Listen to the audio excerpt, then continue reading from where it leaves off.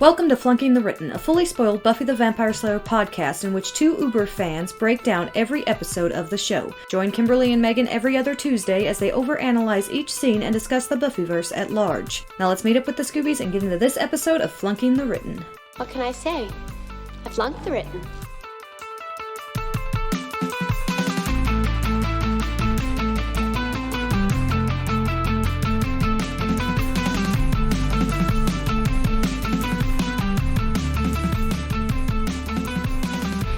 All right, Kim, we are branching out, I tell ya. We just thought we were a humble Buffy the Vampire Slayer podcast, but it turns out we are, in fact, a full-on Buffyverse podcast. Yes, we are. Such variety you get here. We are about to get into our discussion of City of, which is the very first episode of Angel, our big broody boy. Yep. I'm kind of excited about Angel. I'm excited. I don't know near as much about Angel as I do about Buffy, so you'll get to see me not know things randomly all the time. I enjoyed the first season of Angel a lot, and I enjoyed the last season of Angel. There's a lot of stuff now. I love Fred. Yes. And Fred is one of the only reasons that when I watch Angel, like I don't skip half the episodes in seasons 2 through 4. But I do love Angel. Oh, so, yes. Yeah. It is definitely more of an ensemble cast, and you get to kind of see all of these characters grow, and it's just going to be a fun journey. But we're going to start here. Episode 1. It's a more grown-up show. Oh, yeah. Oh, yeah. So, City of was written by David Greenwalt and Joss Whedon, who co-created the entire series, and it's directed by Joss Whedon, and I have a DVD blurb here to read. So, let's see here. I am reading it in a very dark corner, so let's see how well this goes. Newly arrived in Los Angeles, Angel is befriended by a half-demon named Doyle, whose visions lead him to a powerful vampire whose next victim just may be Cordelia Chase. There you go. That's the blurb. Oh, no. Why? Why did they do that? That's not cool. Because if somebody who had watched like all of Buffy and then was going to start watching Angel, why would they tell you that Cordelia is... Oh, yeah. I don't like that. They shouldn't have done that. It's so interesting watching like reactors go through the show the first time because people are like... So, like, okay, don't watch the opening credits. Don't look at this. Don't even, like, realize that this part exists until you actually watch this episode, and this episode. They're so anal about that stuff. Sometime last year, I think it was probably you told me about reaction videos. I didn't know it was a thing. Mm-hmm. And, like, I went and looked up reaction videos. I found this girl who was doing reaction videos for her whole watch through of Buffy. Yeah. And I started watching her in like season 5, I think. And I just watched it to the end, like watching her watch the show. I was so addicted. It's so addicting. It's so addicting. Yeah. Now, I will say for this, for Angel, I had a lot of trouble finding a script. Okay. To print out. I searched everywhere. And I finally found a transcript, and that's what I have. So I do not have an original script like I always get for Buffy, because those are online. They do not seem to be online for Angel. Okay. If you know of somewhere, I'll be happy to go get them. And they don't have script books for Angel like they did for Buffy. Yeah. So yeah, I wasn't sure. Very difficult to find. I knew that was going to get harder and harder. They don't have script books for Buffy anymore after season 3, but I can find printable script online of the original script. But Angel, I just have a transcript. So there's not going to be any, they cut this part out for Angel. That's okay. I have some of that. Oh, do you? Yeah. Yay. All right. Let's get into the episode, shall we? Yeah. We ready? We ready? We have voiceover Angel, and I always forget about voiceover Angel. It's a choice. It's not one that they permanently stuck with. They decided to veer away from that pretty quickly. But voiceover Angel exists. They were going for dramatic. Oh yes, and it was a little too much dramatic with the voiceover. But yes, I have to say, I love one of the things I love about Angel is that the show can make fun of itself. Oh, yeah. Like, Angel can make fun of himself. Like, it's got a good vibe overall. The show's just, it's got a feel, and it's so familiar but so different. They really made it part of the Buffyverse without being just another Buffy. Yeah. But yeah, Angel's talking about Los Angeles and how it's like a beacon where people are drawn to it, and they come here for all sorts of reasons, and his reason is, well, it started with a girl. And she was a really pretty girl. I love Drunk Angel. We see Drunk Angel at a bar talking about this hottie girl, and the person sitting next to him apparently reminds him of said girl, and we get a cut of the guy, and it's this big, burly black guy. Completely bald. And apparently the thing that reminds Angel about, the girl is the hair. Well, and I love this because they started out, I remember thinking, we're going to have to go through this whole Angel finds himself type thing because he's depressed and losing it over Buffy. And then, it's something else. Yeah, it turns, yes. It's really good. She's just like, he's drunk. Oh, man. Yeah. It gives David Boreanaz something fun to do for a bit before he goes back to being our big broody boy.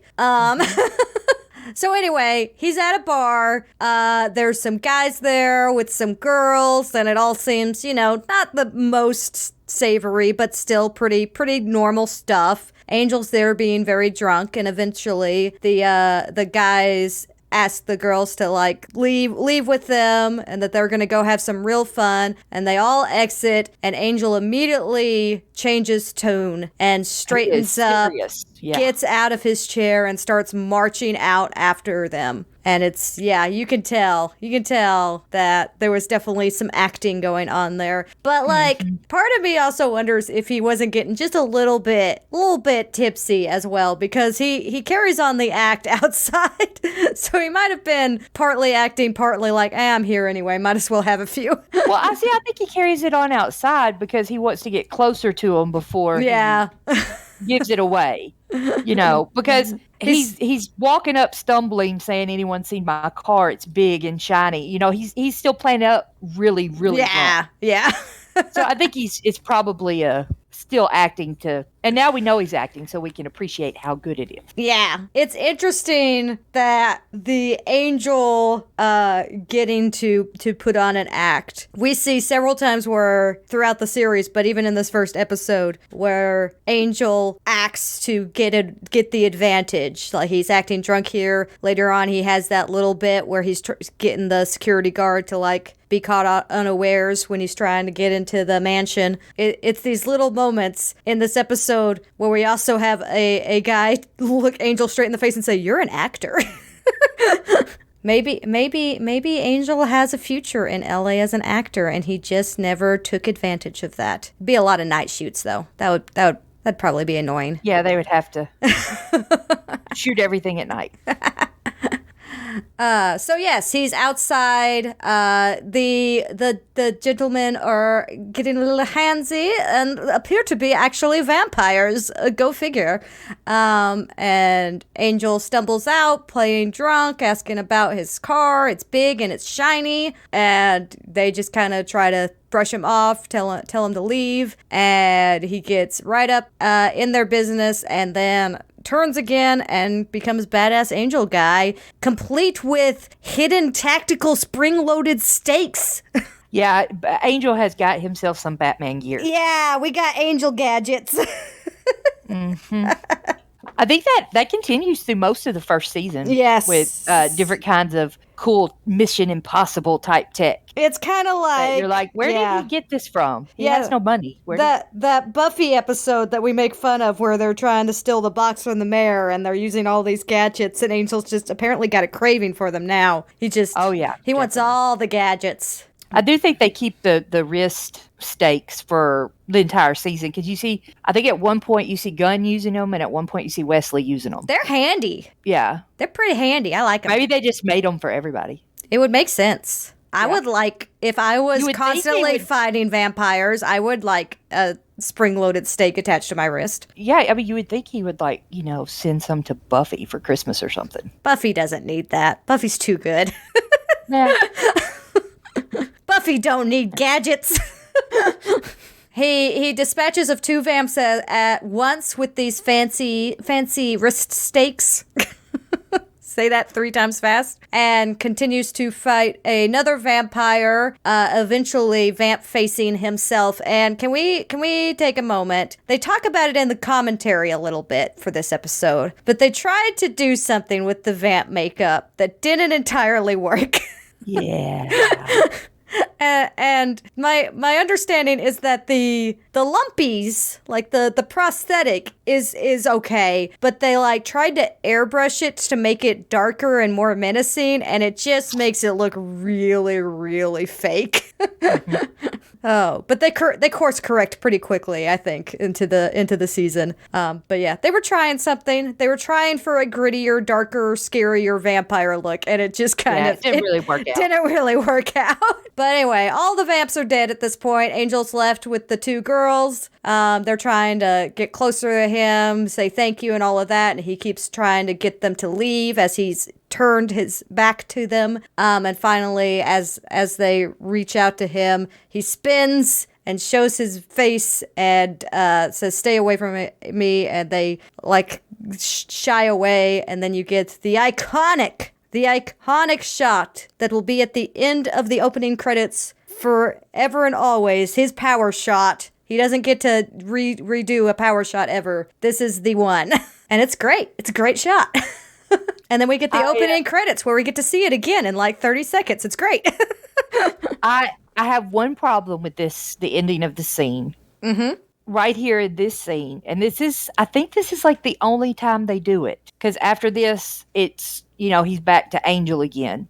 But they make it seem like he has absolutely no self-control. Mm-hmm. Like he sees the little bit of blood on the girl and kind of freaks out. Oh, yeah. And is all, "Stay away from me," and all dramatic and angsty about it. But Angel has never been like that before with blood. And he's not ever that way again with blood. Yeah. Unless there's like a spell or something. So I don't understand like why. I know why they did it, because they wanted people who were not familiar with the character, who were not Buffy fans, to realize, hey, tortured vampire has to stay away from blood. It's a fight, Mm-hmm. But for people who are already fans of the character, it doesn't really make sense. Yeah, they explain it a little bit in a later scene. It's definitely something I think that they were going to focus on more, and then they realized that it was a little too much, and they had to pull back from. But they were originally planning on giving Angel quite a hefty bloodlust at the beginning of the series, and they ended up pulling that back, and that's one of those lingering threads that stayed in there, that particular shot. But they were going to go way heavier on that than they ended up doing. Yeah, but you see, it wouldn't have made sense to people who were already fans of him. Yeah. Yeah. And I know that they kind of talk about it a little bit with Doyle, that he, the further away from connections with people, the more he sees people as food. Yeah. Never really bought that one, because he spends like a century away from people, and he basically starves eating rats in alleyways and stuff the whole time, except for apparently a little bit of time in the 50s where he decided to stay in a hotel. But again, was away from people. Yes. And he did something kind of cruel, but he wasn't trying to eat people. That doesn't make sense either. The way they try to explain it. Yeah. There's certainly some yo-yoing of Angel as far as his ability to control himself. But and while I love 50s Angel. Absolutely. 50s Angel is hot. And also just I really like him. But 50s Angel makes no sense in the whole overall of like his history and everything. So anyway. Sorry. Love it. 50s Angel is hot. He is. So, like, my thought on this scene is that, and this happens a lot in this episode, I notice, is like a lot of crazy stuff just happened. Like, these girls just watched this guy dust 3 vampires, right? Like, these guys disintegrated in front of their eyes. And they're like, Yeah. oh my God, thank you. And then he turns and has a bumpy face, and they're like, ew. I'm just like, really? Yeah. There's a lot of people throughout the entire Buffyverse, both shows, every season, that see people dusted or like dissolve into slime or whatever happens, and they are pretty much okay with it. Like, they don't stay to ask questions. They either run away or just like act like it's normal. Well, it continues on. All right, so after the intro, we get some shots of Angel kind of walking back towards his little office building / apartment for the first season. This little shenanigans he has with the elevator. The notes in the commentary was that this is the slowest elevator. They thought it was going to be so cool, but it was the slowest thing ever. And anytime they had to film it, they were just like, we're going to have to speed it up in post, and that's going to be hard to pull off without it looking weird. But yeah, he got a little elevator there, and he goes down into his apartment, and there's a fellow there by the name of Doyle. And we love Doyle. We love Doyle so much. But they're not hiding anything here. Like, Doyle flat out calls his apartment a bat cave, so... They're like, yeah, we're doing the Batman thing. It's okay. We're acknowledging it. Oh, boy. And Doyle, he's all, for this, the first little bit, he's all cryptic and riddly. But then that almost immediately goes away, and he's just like a pal. Yeah. Who pretty much has instant love for Cordelia. Who wouldn't? True. Doyle has taste. Yeah. Yeah, they basically do a little conversation where Angel's like, who are you? Get out. And Doyle's like, no, gotta stay. And we discover pretty quickly that Doyle is half demon on his mother's side. So, like... And a weird kind of demon, because he sneezes and, like, becomes Hellraiser. So does that happen anytime he sneezes? Because he's gotta watch that. Yeah, it's like, what if he's in line at the bank and has to sneeze? How do you deal with that situation? Well, I actually know a way. I hopefully he doesn't have bad allergies or anything. Just really fingers crossed for that guy. At some point when I was a teenager, and I've never forgotten this, and it actually does work. I read a book, and it was about this family during World War II who were hiding, and one of them had to sneeze. And if you lick the roof of your mouth, like rub your tongue against the roof of your mouth, you can stop a sneeze before it happens. Huh. And it works. I do it all the time. Doyle must know that trick. I'm just saying, he might. There's a way to do it. And it's possible that's what he does when he's in line at the bank. That would make sense. And has to sneeze. But he apparently does not care if Angel knows, because he spikes out to his sneeze. And this is the first time that we hear about the mysterious powers that be. Oh, boy. Those who we guys. will come to hear about a lot. And do they ever talk about them on Buffy? I don't think they do. Not that I remember. I was trying to think. Is it when Giles and Anya go to look at that eye thing? No, I don't think so. I think that's a separate thing. I don't know. Okay. There's some weird... I really don't think they do it on Buffy. It's just an Angel thing. Yeah. And there's some weird stuff, particularly in the first season of Angel, that we'll have to get through and analyze and try to figure out what the hell it means. That, again, they kind of step away from. But the powers that be, they're kind of an Angel vibe. So are the senior partners that we'll get in, a little foreshadow of at the end of this. And they're kind of the big players that exist outside this realm. And pulling strings. Doyle explains that he gets visions and all of this stuff. It's setting up like some major like lore building. Lots of exposition though. And as someone who has in fact watched all of Buffy, they try to make this entertaining and fast and stuff like that. Angel has his little jokes about being sleepy and everything like that. But this is the hard part of the spinoff, where you have to like catch new audience members up. It's a nice little recap. Yeah. But like this is exposition followed by exposition followed by exposition, and normally like I can deal with that in the Buffyverse, but it's very I'm very aware when watching this first episode. I was just like, these are the exposition dumps. Thank you. So basically, Doyle recounts Angel's life, and Angel says, yeah, I was there, but why am I not kicking you out? Which I think is an interesting, like, kind of just, like, chucked in their line that I really enjoy, of just, it goes so fast after that, where he's just like, he's confused as why he's not kicking Doyle out. And Doyle says it's because he's going to tell him what happens next. And this is where he kind of gets into that idea of he has to be connected. He can't keep everybody at arm's length kind of deal. Or he'll start eating people. Apparently. But it does mention, and I'd forgotten that this was a bit that they played with a little bit when I was ranting about the whole Buffy and Angel drama in Graduation Day Part 2, where Angel drinks from Buffy and all of that. It does mention that he has fairly recently drank human blood. Slayer. Yeah. Not only human blood, Slayer blood. Not only Slayer blood, Buffy's blood. So that's gotta, like, signal all kinds of cravings. Yeah, true. So I think that's one way that you could kind of say that the bloodlust is definitely high at this point, because it turns out he recently had some really tasty blood. And then he throws out the line that, yeah, eventually, there is the chance that he might feed on someone, and he has the line, what's one against all I've saved? Might as well eat them. I'm still ahead by the numbers, which is an argument that Faith made at one point. It's an argument that eventually Spike will make much later on in Buffy, of this idea of the numbers. But, like, that doesn't really work in Angel's case, because he's still way behind in the numbers.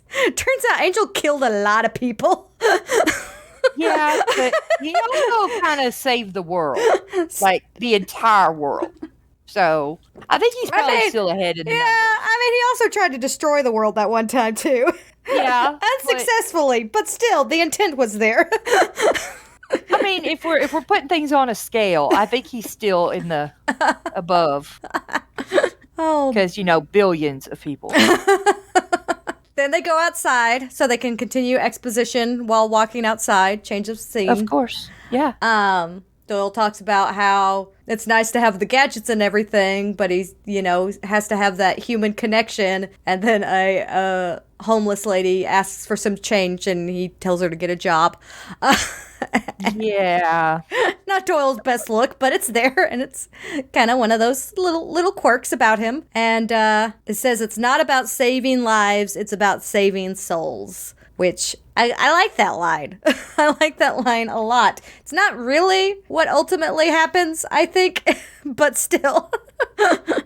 Angel doesn't even, save the life in this episode, which is an interesting choice that we'll discuss as we go on. But I think that was the going with the whole Angel's going to be darker than Buffy type thing. That he can try and do the right thing and be the hero, the Dark Avenger. But it's not always going to work out. Yeah. Because this one is not like a happily ever after fairy tale type one like Buffy is. Oh, yeah, that really happy-go-lucky show called Buffy the Vampire Slayer. Well, it's not, No, I get you. I understand. This is definitely tonally darker, but Buffy it's just funny. Wins. Buffy always wins. It's trying to show us Angel is not, it's not going to... Yeah. I wasn't trying to say it's a happy-go-lucky show. I'm talking about, like, the way everything gets resolved is. Like, in every episode, there's cliffhangers sometimes, but stuff gets resolved. Yeah. And Angel, that's not going to happen. Especially, more shades of gray. Especially at this point in the two shows, Angel's coming out swinging as the dark counterpoint to Buffy. The Dark Avenger. The Dark Avenger, yes. In this part with Doyle, they're talking about how Angel's got stuff to atone for, and Angel wants to know why you. And he asks Doyle, why you? And Doyle is like, we've all got something that we have to atone for. And says, I had a vision this morning. I wrote this down for you. But we never really find out what it is that Doyle is atoning for. Yeah. The only thing that I can think of is like his family, because we learn a little bit about his family later and how he kind of treated some cousins, I think it was badly or something. But like we never really figure out what Doyle has to Yes. make up for. It's definitely planting seeds that if Doyle's story would have lasted longer, I'm sure they would have followed up on. Turns out we like our dark broody boys to have dark broody pasts. Of course.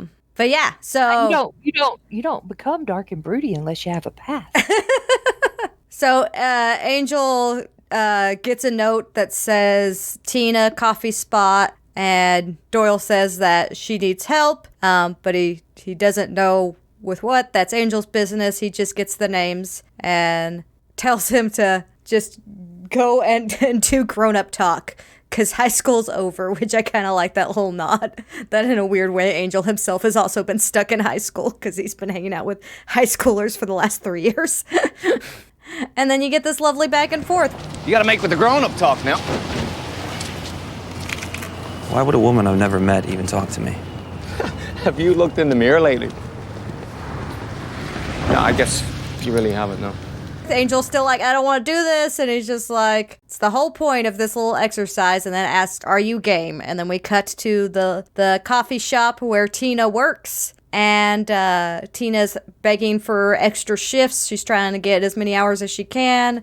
Eventually just kind of goes back to her job. Angel's sitting there, incredibly awkward. Just the most like awkward person you've ever seen. Trying to figure out how to interact with this woman. Tries to make small talk about a cute dog. Tina completely ignores him. Asks how late they're open. And finally, Tina acknowledges him, and in so doing, knocks over a full, like, coffee cup, which Angel manages to catch without any of the coffee spilling, to show off his amazing reflexes. I'm just gonna let you know, Kim, I have done this. I may be a vampire. Just throwing that out there. I have done this exact thing. So I may be a vampire. Or I may just really hate wasting coffee. I'm not sure which one. Well, here's the thing. If you are a vampire, I have a request. Mm-hmm. Obviously, you turned me into one too. Okay. We're just gonna be chill vampire bros. I like it. Yeah. So anyway, she thanks him, and Angel continues to be awkward by asking if she's happy. He's Angel. Who regularly hung out with Buffy and the Scoobies and Giles and everybody, and did like recon work for them and undercover work and did stuff. So I don't get the whole I'm suddenly awkward and don't know how to talk to a female type thing. It's so funny. Still. And it's like all over the place. It's like, because he has those moments of like really, smart acting and knowing how to pull off an act and to like hide himself in a room in plain sight kind of deal. And then you have him, told that he needs to help this girl and also, try for some kind of human connection. And he just is just like, are you happy? It's so all over the place, but it also works for me. Like, because Angel, and I think at this stage in his life is so, like, he's trying to do a fresh start. And I kind of think the weirdest juxtaposition that you can do on this, and the reason why I can kind of see both arguments, that this is too much and this is perfect on the awkwardness from Angel.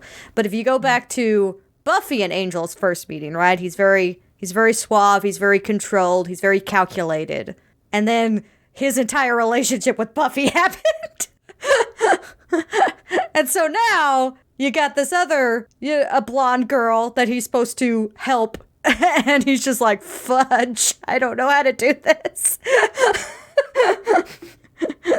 This went really off the rails last time. So after him continuing to like fall all over himself, Tina eventually just says, you don't hit on girls very often. And he says, it's been a while, and that he's sort of new in town. And she says, don't stay. And after he prods a little bit more about if she's happy, she's like, you have 3 hours? And he's like, do I look busy? And she says, I get off at 10. Which, why? Why? That's some strange guy. Yeah. Anyway. Yeah. There's a lot that I'll have comments on as it goes forward. This is very unsafe behavior. Yes. just so you I mean, know. we're already talking Everyone about who's listening knows, all the girls, young girls out this is unsafe behavior. Don't do this. Don't do this. No matter how good he is at catching coffee, don't do it. Yeah.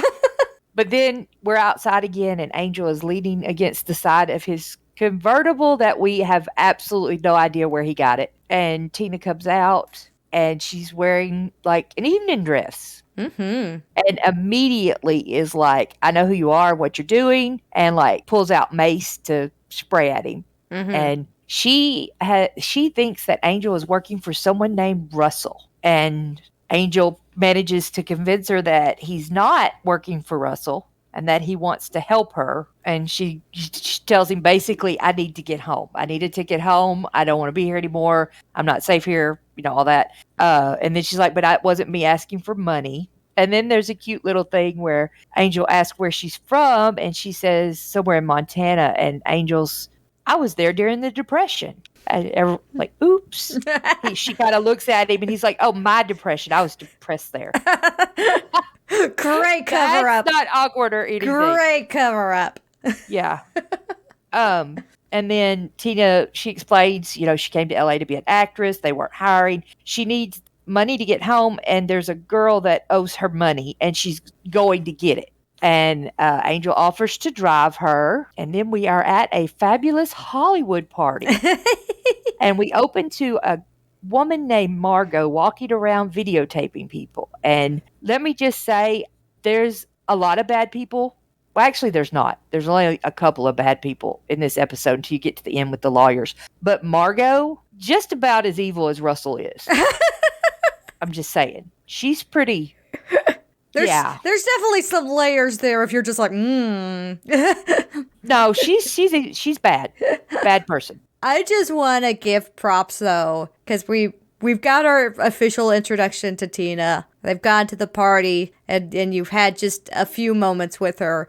Like, this is a really well-developed victim, basically. I mean, she exists to die, but, like, you could definitely be fooled if you're one of those that skips the opening credits or, you know, just assume that she might be a reoccurring character that isn't in the opening credits, that this is an introduction of a new character that's gonna play a role in this series based on the way that Tina's introduced. Like she's fleshed out enough and she, like, the performance is there and they've got good chemistry going right out the gate that you're just like, oh, okay, so this is a new character for this new series, right? And I don't remember if I ever thought that. Like, I can't remember the first time if I ever saw her and thought she was gonna stay in the show. I'm not sure if I ever thought that much into it or not. Yeah, but she's definitely she's a memorable character for sure for me. Like, I remember this character as soon as Tina's mentioned. I'm just like, oh yeah, I liked her. She was that, you know, jaded attempted actress that hated LA. Love her. Who wouldn't want to hang out with her? But yeah, I just really, I was very impressed by that performance through and through. And yeah, she basically, after asked a bunch of questions from Margot about who Angel is, she's just like insisting that he's just a friend and wants to get on with it, basically. Margot's talking about, get yourself a drink, I'll be there. They do the little nod to the little star-shaped sandwiches. Of course, saying stars. Everybody's a star. Angel continues to prod about Russell, and eventually Margot comes back, and her and Tina leave Angel to his devices. This is where we have Oliver come in and inform Angel that he is a beautiful, beautiful man and an actor, and that Oliver is a fierce animal and his agent. And that's, I am your agent. I want to have half the confidence that Oliver has. I would be doing so well in life. Oh, yeah. I mean, make sure that Angel does not think that he's being hit on. Yes. He's in a very serious relationship with a landscape architect. You gotta love it. Which is a weird way to say it. I date occupations. Why? I date occupations. Like, yeah. Don't you date occupations? Yeah, it's a really weird way to say it. I've always thought that. Like, okay, well, thanks for telling us his job. And then we hear a familiar voice and we get very excited. Yay! It's Cordy.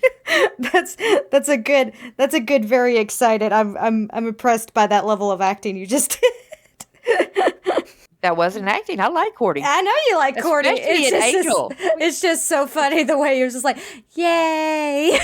But yeah, she's there talking about actress things as an actress. Definitely an actress. And she does a really good job. Like, this isn't like when she's pretending to be, like, not pretending to be, but like trying to impress people. Like some of the scenes in Buffy where you could tell this conversation, it flows. It's like, you believe this about her breaking into acting and making some quick cash and all this other stuff. Absolutely. Then she asked Angel if he's still an angel or still a vampire. An angel. He is She still an asked Angel if he's still a vampire. He's still an angel. What are you talking about? That sweet boy with all that bloodlust. Yeah, she specifically goes, "Are you still grr?" Which is just the most cute thing ever. It really is. It really is.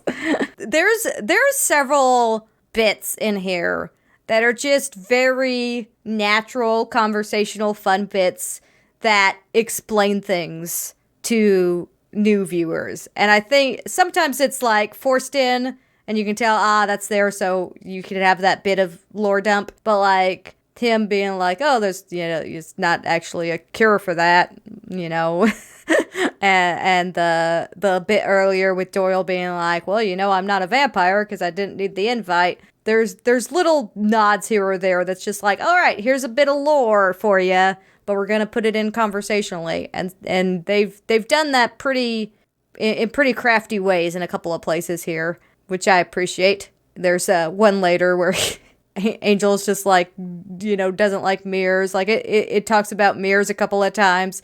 It's like it's very fluid in the episode where it's not just like the Buffy Xander exchange in the beginning of Buffy where Xander's like, okay, this is true, this is true, this is true. And Buffy's like, yep, that's good. You got it. Vampires now. So after a quick catching up, Cordelia says that, she needs to go and talk with people who actually are somebody. And Angel makes the comment that it's nice that she's grown as a person. Which she's going to do. She's going to do a whole lot. Yeah. Big time. And then the guy tries to, kidnap Tina. Yeah, just basically. Just real casual, like. Just like, I'm going to kidnap you from this party now. There is an unsavory. They try to leave, but in the elevator down, as they're trying to get out into the parking garage, Angel is pulled back into the elevator, and Tina is ushered away. Angel eventually gets out to do an epic car chase, but he gets in the wrong car. And this is just another one of those, like, making fun of itself kind of things that Angel does. And it's like what you mentioned earlier. You gotta love these little moments that they allowed to happen in this very dark, very heavy, dramatic show. That you also have a moment where your hero jumps into his car, ready to go into action and be the rescuer of this damsel in distress, and they can't turn his car on because it's in fact the wrong car. Yeah, love it. Another car that looks exactly like his. Exactly. And it's one of the few times I think we actually acknowledge that in shows that, oh yeah, turns out these cars are mass produced. Like, I don't know how many times I've gone into a parking lot and seen a truck that kind of looks like my truck and been like, oh wait, not mine. That's not where I parked. All the time. He gets in the car that's actually his, and then manages to catch up with the other people really fast, even though he had that issue with the wrong car. Yeah, he's still a hero. Heroes have fast travel abilities. That's my understanding. But yeah, he catches up, plays chicken. Play chicken. Yeah. So after they play their game of chicken, Angel gets out of his car and goes over. He beats everybody up. He takes a gun away from one of the guys, and the guy warns him, "You don't want to get involved here. Trust me." And Angel's like, "Tina, get in the car. Come with me." They have a little standoff where the guy kind of calls his bluff and says, "You're not going to pull that trigger." And Angel knocks him out with a punch instead, and then just drops the gun. And Tina and Angel, they head out and go back to Angel's apartment. She has that little line of like, nice party is like, it's a little too fabulous for me. Yeah. And then we cut to Cordelia's apartment. Yeah. And it's like, oh no. Cordy, no. Yeah, you remember the apartment that Buffy was in Anne? I feel like this one's worse. Yeah, by like a lot. At least Buffy's was clean. Oh man. It's bad. It's particularly like, you have that little nod earlier about the cute everyone's a star sandwiches, and you just forget about it. And then you have Cordelia sitting down in her sad little apartment listening to messages about how she's not getting any auditions while unwrapping these tiny little sandwiches that she squirreled away from this party. And you're just like, "Aw, that's a gut punch that I was not expecting. Thank you." Yeah. And then we have one of the most serious moments in this episode, which we're back at Angel's apartment, and there's a thing here that really bothers me in this scene. They're talking, and Tina's like, "I have Girl Scout training. I can live out of this bag for days." And Angel says, "I've made you some tea," which is kind of weird because earlier he didn't have anything to drink for Doyle except blood, but now he has tea. He just figured Doyle wasn't a tea guy. Yeah. Which he's probably not wrong. Angel gives her the tea, and then Tina says, "I guess this is the part where you comfort me. It's not like you didn't earn it." Angel says, "No, this is the part where you have a safe place to stay." Tina says, "You mean you don't want..." And Angel says, "You have enough people taking advantage right now." And Tina kind of has to stop herself from crying. And this conversation breaks my heart. Yeah. It didn't when I was, in college watching it. I knew what it meant and everything. But like as an adult with kids and stuff now, this breaks my heart that there's people out there who expect this. Like expect that they need to do this because someone saved them. Yeah. And it just, my heart breaks for her in this scene. It's just, it bothers me every time I watch it. Absolutely. And it's very frustrating that, one, that this is based in reality to an extent, but that this is also framed in a way that it's supposed to, make Angel look good as the one who's not taking advantage of her. And it's which is the bare minimum. It's such a like terrible thing to like really start breaking down. You're just like, ugh. We have to like this guy for not taking advantage of a woman who's in desperate need of help and just wants to go home. Yeah, it's such a bare minimum thing, and it's so frustrating that, like, that is enough to make you go, like, oh, yeah, Angel's a likable guy. And I'm just like, that's so, like, that should be the norm. That should be the norm. And then there's another moment that gives me the same feeling that later in the episode, which it cuts even deeper because it's Cordelia.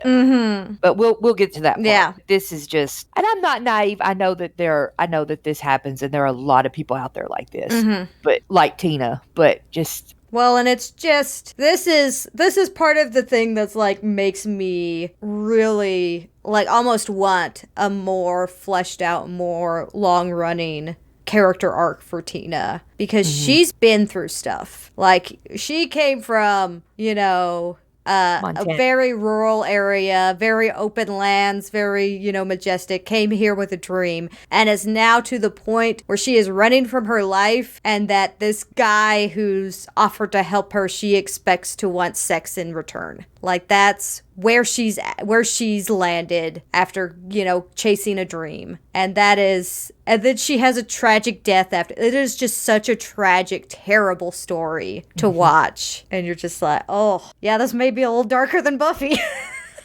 I think they may have pulled it off. So they get into a conversation about Russell, talking about what he's capable of. Tina says that he can get away with murder and that she's not sure if he has, but he talks about pain like it's a friend.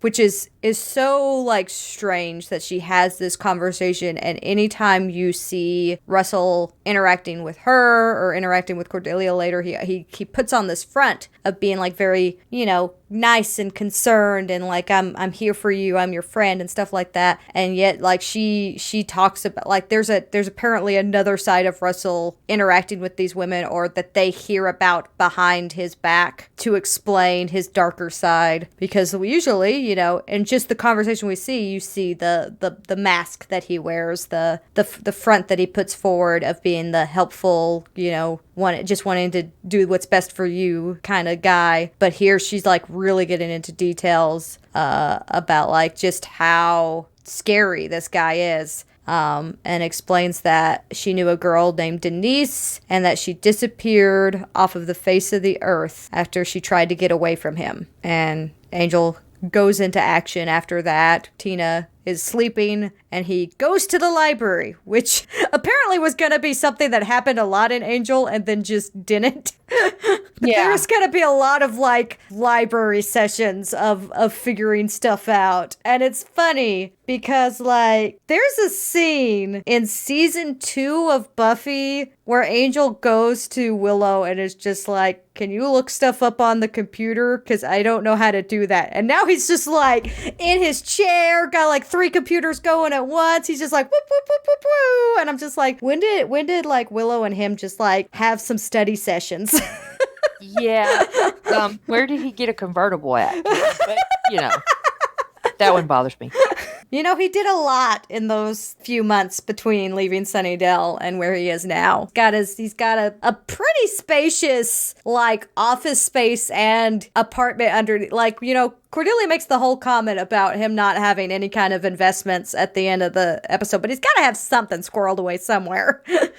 So yeah, after doing some digging, doing some good sleuthing over here, he finds a coroner's report that shows a woman with a tattoo on her shoulder. He returns to the apartment where Tina is having night terrors, and he gets her to wake up, and she says that he was here. Angel kind of like, just kind of has no chill, is not helping her like come back in a calming way. And it's just like, hey, your friend, did she have a tattoo on her left shoulder? And she's just like, oh, what? I'm going through all this trauma, Angel. Give me a moment. But she confirms that it was a rose, and then Angel says that he thinks that she was murdered and that Russell picks girls with no families. Tina kind of pulls away from Angel and he's just like, you don't have to be afraid. And that's when she asks, why does he have a note that includes her name and where she works at?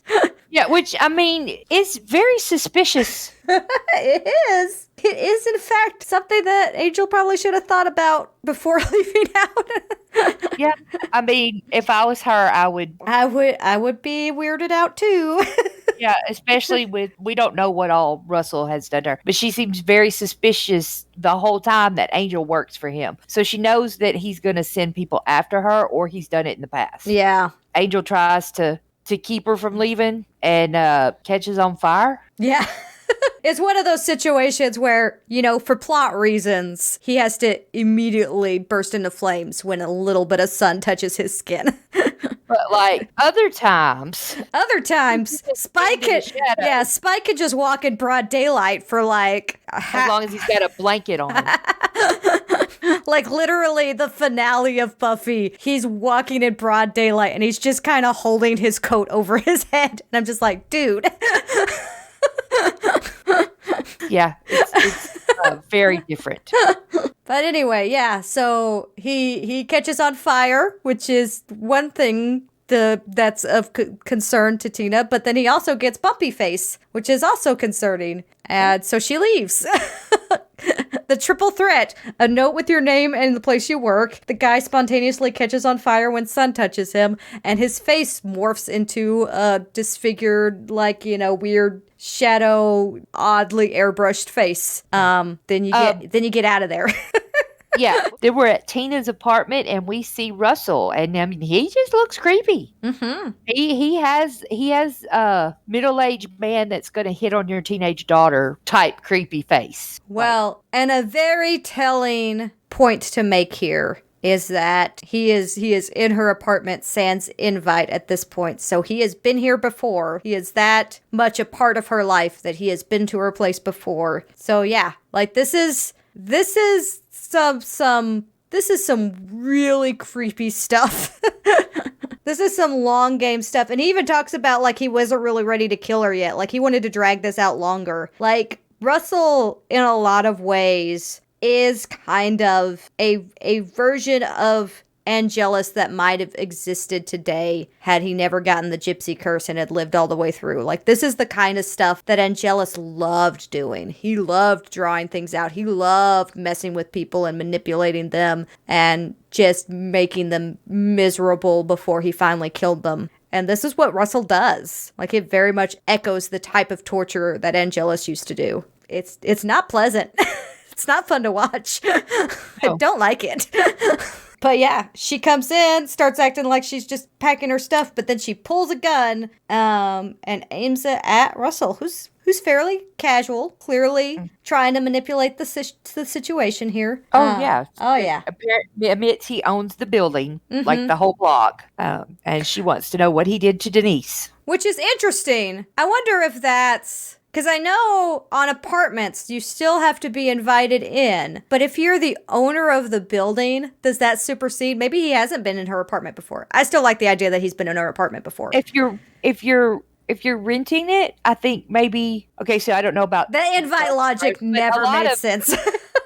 I don't know about in the whole Buffyverse, but like vampire lore is kind of like you can't go into a home. Mm-hmm. Where people, like I've read vampire stuff and series of stuff where like you can go into someone's house, but if they've made it into a home, you can't. But if it's really not, if it's just like a transient situation or something and he owns the building, he can go in. I know there's absolutely no way to know what they were going with here, and it kind of doesn't matter. It just really doesn't. Fun to talk about. But it is. I mean, I could see both readings of it. He got in because he owns the building or he's already been invited. She asks specifically about Denise, and he talks about that, he got her a ticket to go home and denies that she's dead, that he in fact talked to her just recently and that nothing's wrong. Just tell him what she needs. And she's like, I want to go home. And he's just like, done. Easy. That's so easy, right? And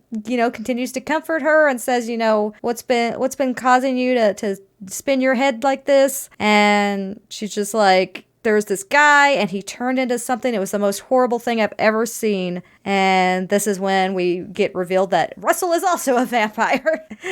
And he's just like, well, you're young. And then he eats her. But like the manipulation before that. Oh, yeah. I gave her a ticket to go home. Just tell me what you want. I'll give you whatever you want. And she says, I want to go home. And he's like, okay, done. Mm-hmm. And then the like absolute torture when she realizes that's not happening. Yeah. And then I hate that she sees him vamp out and like she had just seen Angel vamp out. And so I know that, she's probably only got like seconds before she dies, but like, she dies thinking that Angel was evil. Mm-hmm. That Angel was working for Russell because they're both vampires. Yeah. So when she is killed thinking Angel was playing a game with her for Russell. And I don't like that. Yeah. It is.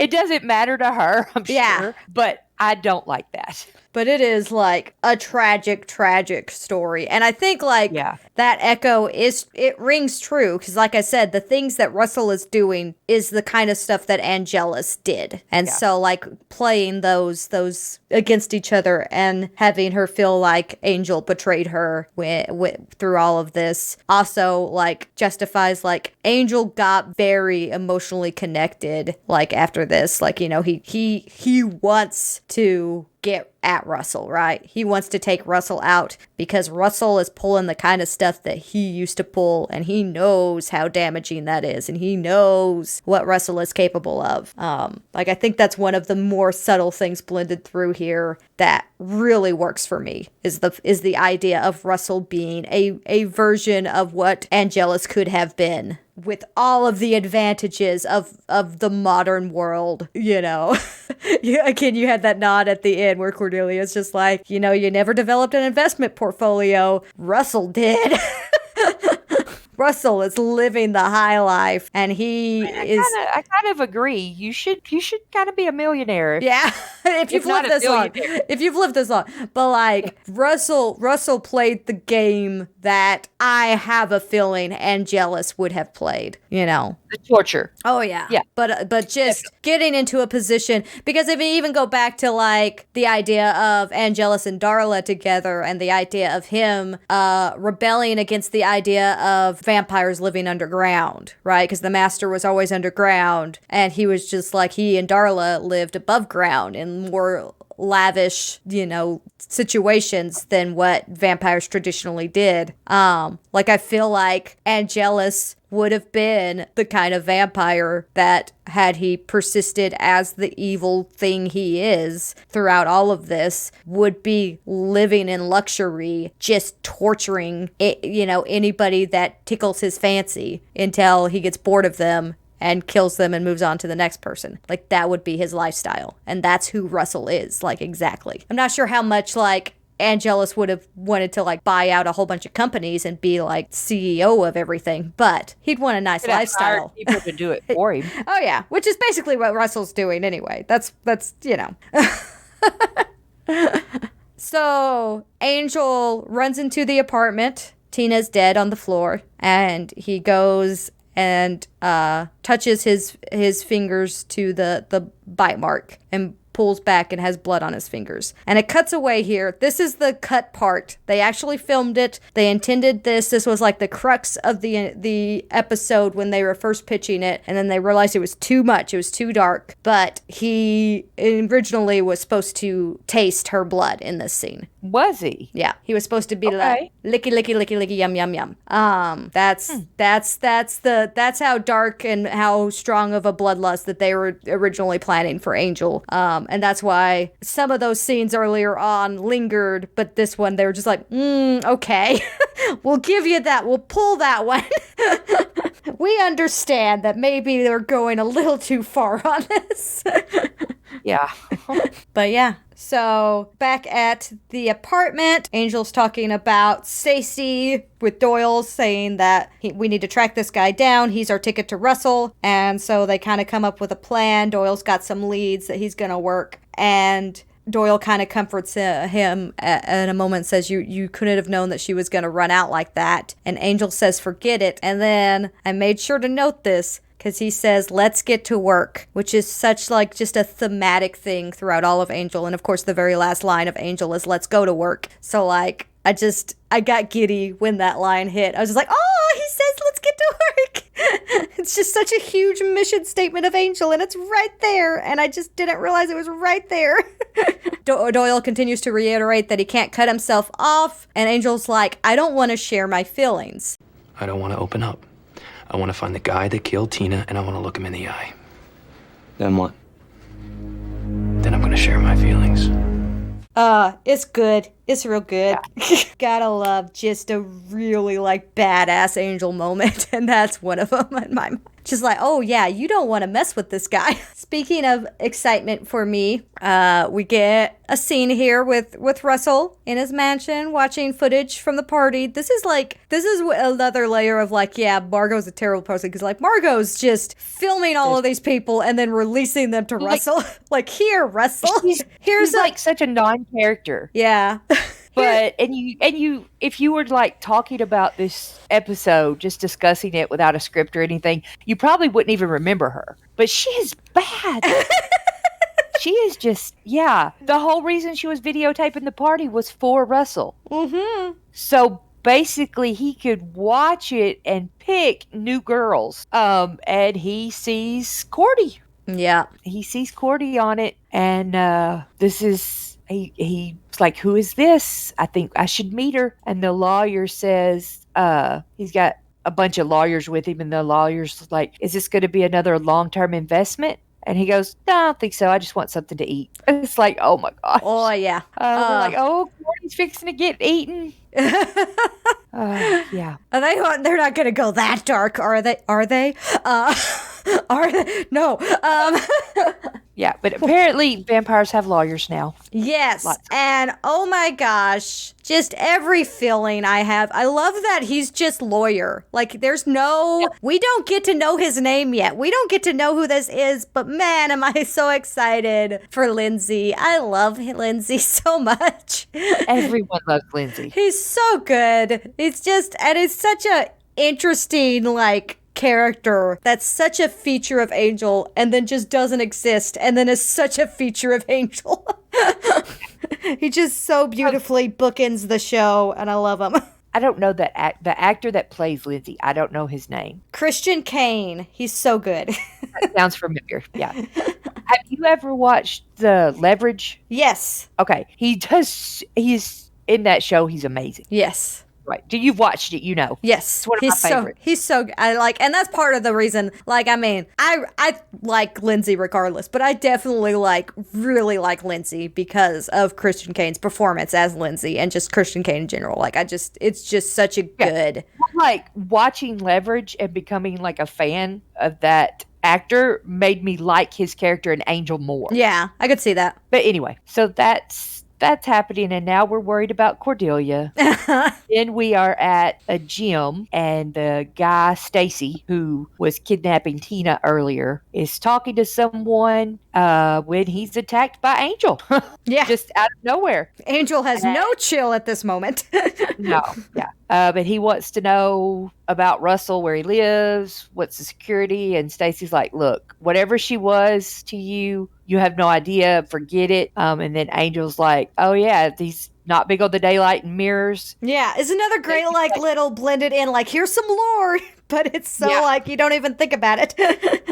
Yeah, he's like, you get in his way, he'll kill you. He'll kill everyone you care about. And Angel says, there's nobody left that I care about, which is not true. It's not even a little bit true.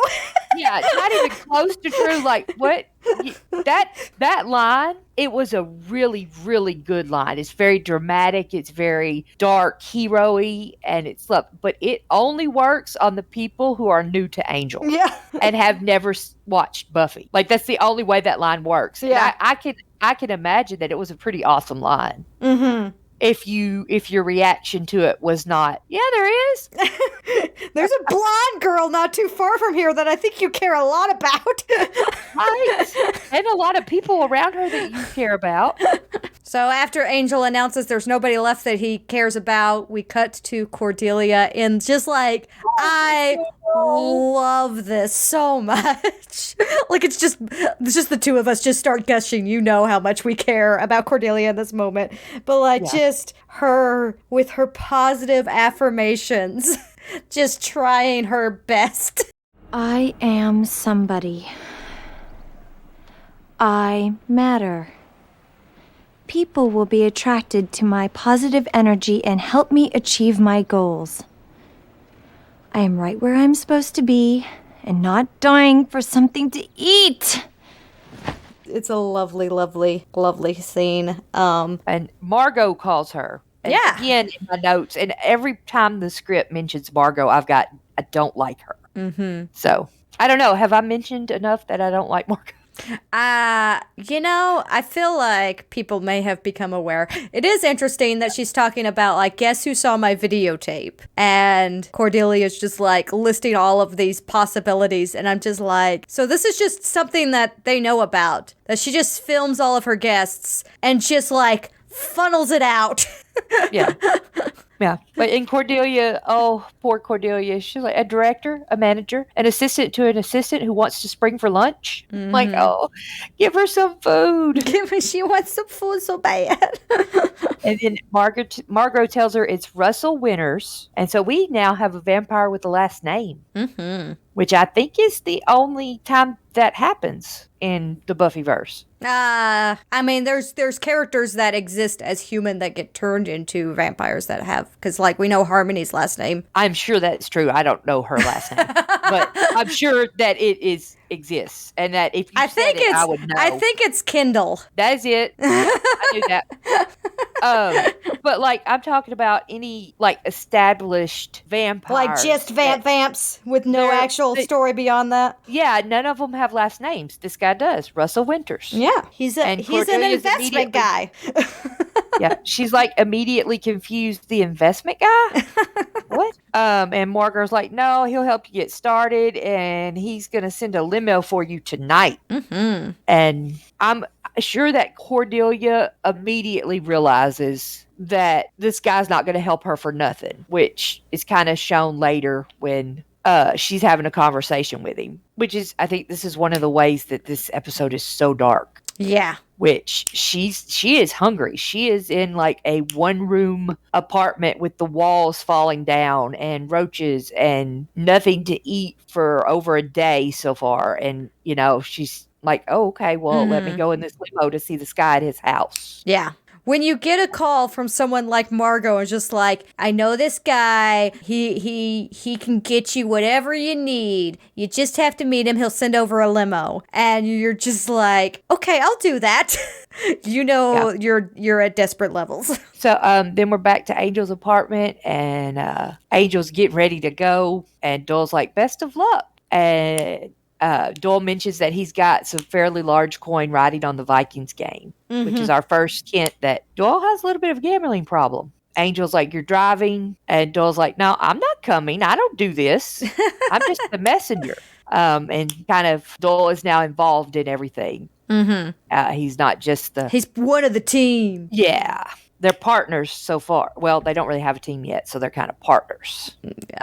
And then we cut back to Cordelia, and she is being escorted to Russell in his house. And she mentions his very, very thick, heavy, big curtains. Mm-hmm. She mentions that she grew up really nice, in a really nice home, and she mentions that they had a room or two that they didn't know what they were for. Yeah. Which I love. And then they start talking about how things are going with Cordelia. There's a lot of cuts here. So now we're back to Angel, and comes up pretending he's lost to the guard. There's lots of acting for Angel in this one. Mm-hmm. Punches out the guard, and then jumps over the fence, tells Doyle to leave in 10 minutes if he's not back. And then we're back to Cordelia. And this is just like Tina with It's Not Like You Didn't Earn It. Cordelia talks about how she's tried really hard, but she doesn't know anybody and she doesn't have any friends out here. And Russell says, now you know me, you don't have to worry anymore. And Cordelia kind of looks down at her hands and then back up and says, what do you want me to do? And it's like you can hear it in her voice. She knows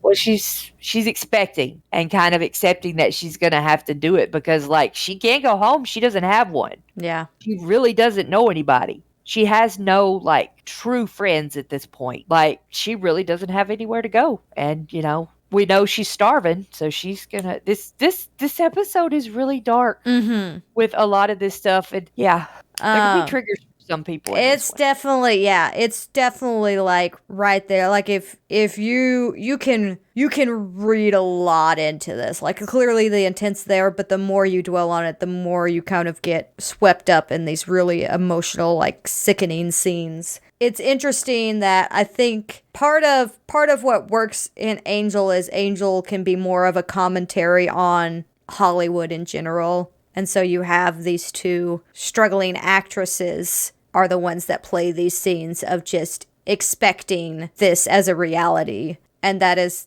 something that is not only like, you know, just a commentary for this to have, but it's also, you know, things have risen up with Charisma Carpenter herself about some of the stuff that she's been through, some of it on the, you know, run of Angel, of just the expectations of her and like the things that happen in this world. And so you can go into layers and upon layers of this and really get into some dark places emotionally. And like it can definitely be triggering, and like the way that she says that, and just like the layers that you can read into that, like such a powerful performance Charisma Carpenter here. Just bravo. And also like bravo on how quickly she's able to turn after this when she starts to collect herself and look for a mirror. And it's just like, wait a second. Like, just you have those breaks in the tension of these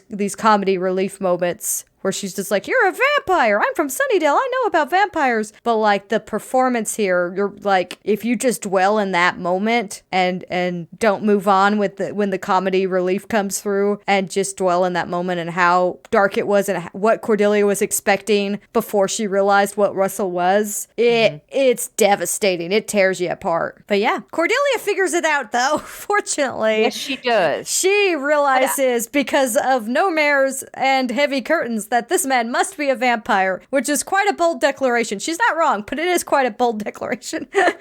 Yeah.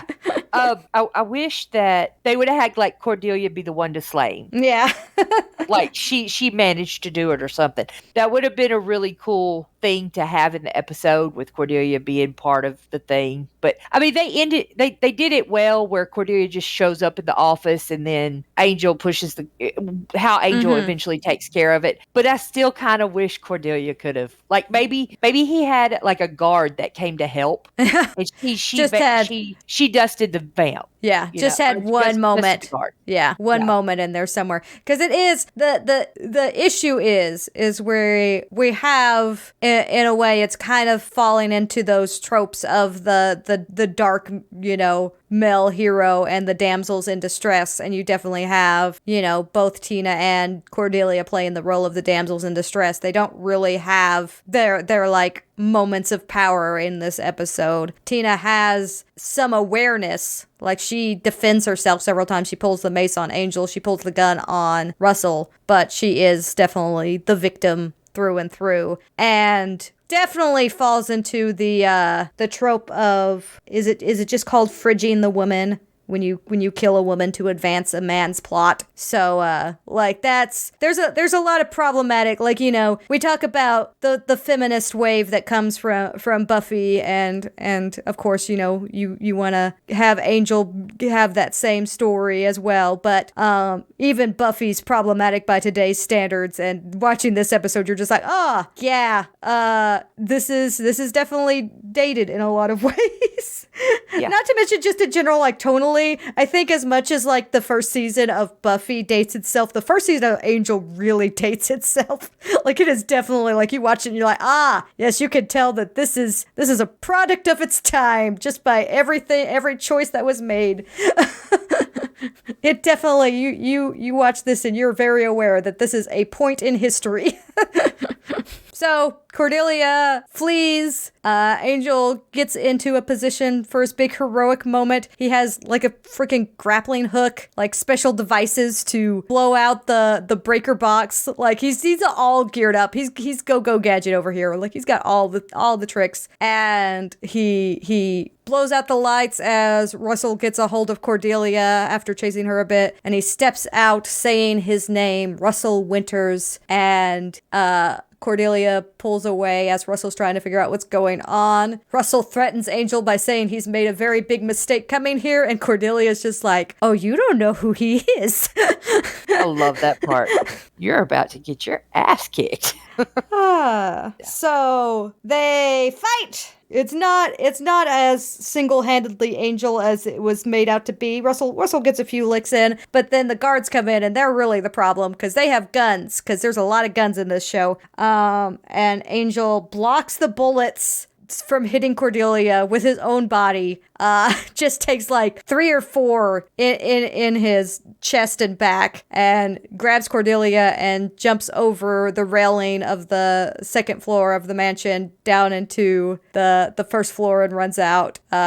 Angel takes a few licks there for sure. And we cut outside to Doyle, who hears the gunshots, says he's out of there, starts to drive off, then gets mad at himself for feeling like he needs to go back, so he turns the car around and, while screaming, rams the gate at full speed and does nothing.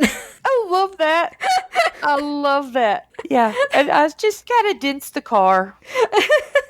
Doesn't do anything to this gate. So anyway, they get out, they get into the vehicle, they get back to Angel's apartment. Doyle is pulling the bullets out of Angel's chest.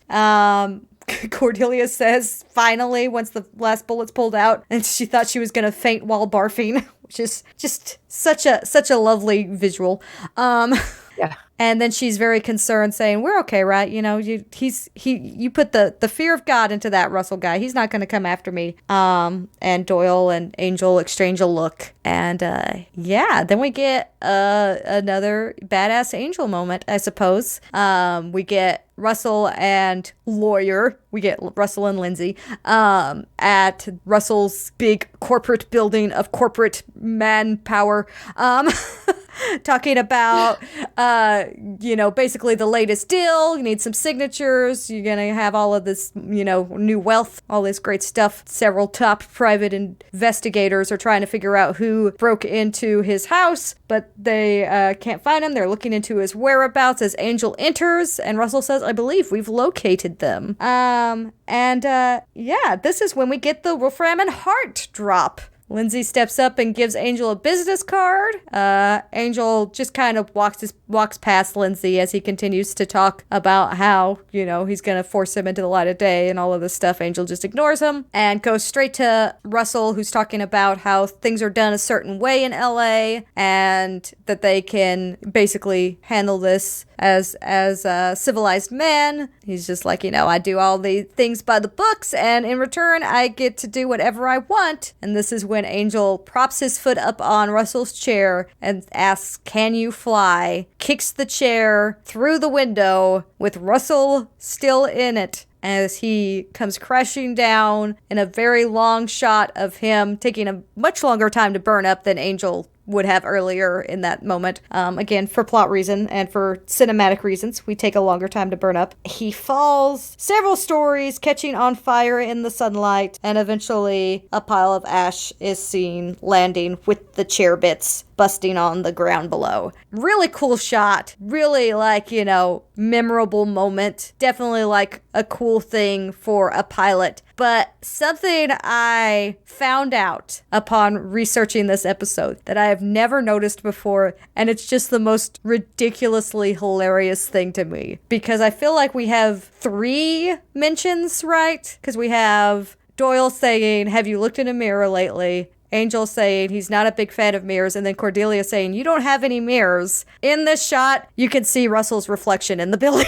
It's so funny to me. I laughed hysterically when I went back and watched it. I was just like, "Oh!" Whoopsie.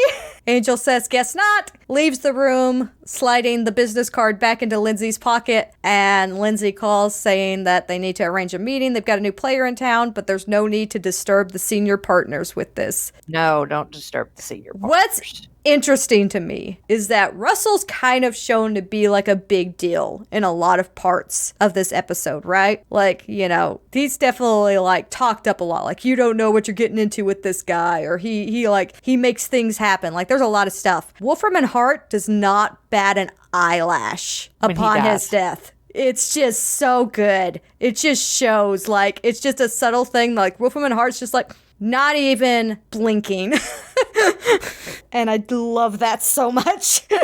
So then we're in his apartment, and he's just kind of staring off into space, and he picks up the phone, and the transcript says that we hear Buffy's voice on the phone. Mm-hmm. Do we actually hear her? I think you can hear hello, hello. Okay, and then he just hangs up, which we, on the Buffy episode that aired at the same time as this one, she answered the phone and someone hung up. Mm-hmm. So, yeah. Doyle asks, what happened to Russell? He walks in and asks what happened to Russell. Angel says he went into the light. And then Angel's upset. He's like, "I just killed a vampire. I didn't help anybody." And Doyle mentioned that there's a girl upstairs. Very happy. And then we hear a scream. They all burst into the office upstairs with, here in the script, I love this part. I actually highlighted it. It says, they burst into the office upstairs, Angel carefully avoiding the sun streaming in through the windows. Yeah. They kind of they should get some big heavy curtains. I hear those are trendy. Yeah. Cordelia's got a duster, and she's dusted, and she says there's a cockroach, and that they need to call an exterminator and put a sign on the door, and that explains to Angel that I want to be part of the mission. I want to help people. Basically a small charge if we're going to help people, and I'll organize things. And Angel's like, you want to charge people for helping them? And she's like, not everybody, just the rich ones. Which I 100% agree with. Not everybody, just the rich people. And she basically says we should charge on a case-by-case analysis, but with me working for a flat salary. Yes. Most definitely. And then we see Angel smile. Aw. And it's all set. We've got Doyle and Cordelia and Angel. Mm-hmm. And then Cordelia has to add that it's just temporary until she becomes a superstar. Oh, yeah. Obviously. And Doyle tells him that it's a good choice. I don't really see where anybody made a choice except Cordelia. Like, Angel didn't really decide anything. Neither did Doyle. I love that. Like, so Angel's just kind of going through the motions in this episode, and then all these people are just forced themselves in his life, and he's just like, okay, I guess this is happening. Yeah. So it's like, why am I not kicking you out? I'm very confused by everything that's going on, but all of a sudden you're just in my life. Okay. He's just rolling with it. Doyle says that Cordelia has a very humanizing influence, which, like, truly to the core, pun intended, to the core, Cordelia is, in fact, like that humanizing side of Angel. And it's so evident as you see the series go forward of just, like, how much, like, of his weight that she counterbalances. And it's just so true. I love that that's acknowledged in the very beginning, that she is his humanizing influence. This, like, you know, I'm kind of with you, like, his bloodlust is played up a little bit too much in this idea that if he doesn't connect with humans at all, he's just going to start feeding again, because why not? But the truth is, there is something about Angel that's definitely better when he has certain people in his life. And Cordelia is definitely, like, towards the top of that list of just, like, making Angel a better person. Of really just bringing him to reality and making him, like, feel more human and understand the world better. Like, it's so evident. This arc, I'm so looking, like, oh my god. There's gonna be a lot to say about it. But yeah, Angel kind of smiles again and says, you think she's a hottie? And Doyle's like, oh yeah. They agree that there's a lot of people in the city that need helping. And again, Doyle asks if Angel is game. And then we get this sweeping shot of Angel looking over the city. Not at all to be associated with some dark night. And yeah, replies that he is indeed game. And that is the series premiere of Angel. I'm very excited. Yeah. I'm very excited. All right, so that is this podcast. We will be back with Buffy. We're going to just go back and forth. We're gonna try that. We're going to be fancy and just go back and forth. And the next episode of Buffy that we will be discussing is Living Conditions, which is not a highly rated episode. No. Yeah. I honestly don't remember the last time I watched Living Conditions, so we will see what my feelings are, because it has been a long time. It's very, I don't know. Yeah, it's very I don't know. We're going to get some very I don't know episodes in both of these seasons. Season 4 and season 1 of Angel is like, there's some I don't know decisions made on some of these episodes. We'll be back next time. We thank you so much for listening, and this is where we say bye. Bye.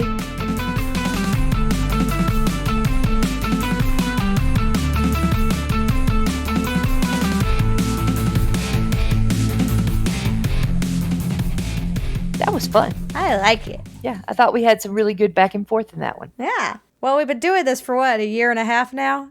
Yeah. It's about time.